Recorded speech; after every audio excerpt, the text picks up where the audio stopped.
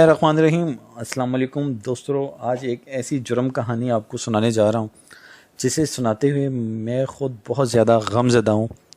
دوستو، اگر آپ بھی اس بارے میں جاننا چاہتے ہیں تو ویڈیو کو آخر تک دیکھیے۔ تو گریٹ اسٹیشن میں کام کرنے والے دو ملازمین، ایک وقت کا پابند اور محنت کرنے والا اور دوسرا انتہائی سست اور کام چور۔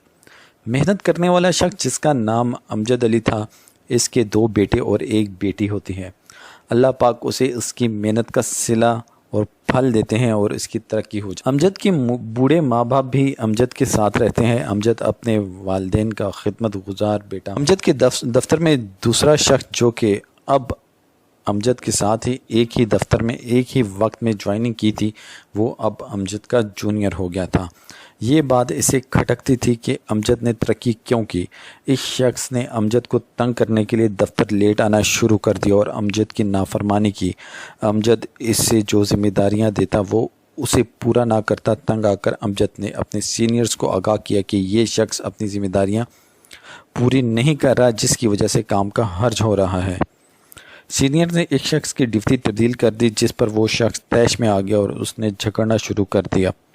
امجد کے والد کو اس بات کی خبر ہوئی تو انہوں نے ان کی صلح کرا دی، لیکن اس شخص کے دل کا میل صاف نہ ہوا اور 1 سال بعد اس نے امجد کو اسی کے دفتر میں گولی مار دی۔ جس عورت نے اسے دیکھا، یعنی جو عورت عینی شاہد تھی، اسے بھی اس شخص نے گولی مار دی۔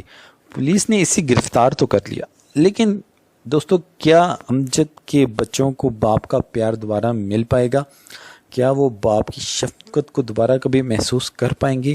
کیا یہ انا نامی چیز اس قدر ہم پر حاوی ہے کہ ہم صحیح اور غلط کا فیصلہ کچھ سوچے بغیر ہی کر بیٹھتے ہیں کہ کیا صحیح ہے کیا غلط ہے، اس کے ثمرات کیا ہوں گے لوگوں کی زندگی پہ، اس کی وجہ سے کتنی زندگیاں تباہ ہوں گی؟ کیا اس بات کا فیصلہ اگر ہم اس غلط فیصلے کو لینے سے پہلے ہی کر لیں تو کیا یہ معاشرہ ٹھیک نہیں ہو جائے گا؟ کیا یہ معاشرے کا رونا کب تک رویا جائے گا؟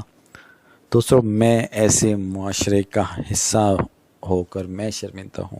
کیا آپ بھی شرمندہ ہیں اس معاشرے کا حصہ ہو کے، جہاں پر غریب اور امیری ایک سائڈ پہ، امیر اپنی جگہ پہ ظالم ہے، غریب اپنی جگہ پہ ظالم ہے، سارا معاشرہ ظالم ہے، جس کو جہاں پہ وقت اور موقع ملتا ہے وہ وہیں اگلے کو چھری پھیر دیتا ہے۔ دوستو، اگر آپ کو ہماری آج کی ویڈیو اچھی لگی ہو تو ہمارے چینل کو سبسکرائب کریں اور بیل بٹن کو کلک کرنا نہ بھولیں تاکہ ہماری آنے والی ویڈیوز آپ تک بآسانی پہنچ سکیں۔